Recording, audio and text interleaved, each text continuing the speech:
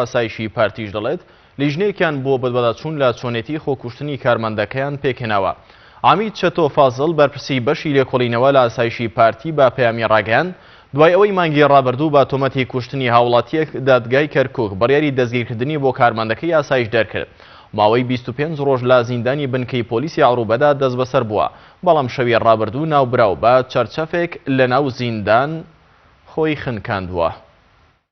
دیارە لە بەرواری 11/2017 بە نووسراوی فەرمی بەڕێوەبەرایەتی نێشتنی تاوانەکانی کەرکووک ئاگادار کراینەوە کە کارمەندێکمان تۆمەتبارە بە مادەی 406 لە یاسای سزادانی عێراقی و ئێمەش لە هەمان کاتە ناوبرامان بە نووسراوی ڕسمی تەسلیمی ڕەوانەی لای ئەوان کرد بۆ مەبەستی لێکۆڵینەوە لەو سەر ئەو بابەت لە 11/1 تاکو ئێستا بە ماوەی 25 ڕۆژە دیارە لێکۆڵینەوە بەردەوامە لەسەر ئەو بابەتە. دیارە ئەم بەیانیە هەواڵیان پێداین ناوبرا خۆی کوشتووە. ئێمەش فەوری لیژنێکی لێکۆڵینەوەمان پێکهێنا بۆ بەداداچوون لە چۆنێتی خۆکوشتنەکەی. بە سەبارەت بە دەستنووسەکەش ڕەوانەی ئەدلەی جنایی کراوە بۆ مەبەستی ساخکردنەوەی بابەتەکە و دەرئەنجام ئەوانش نەتیجەی نهایی ئەدەن.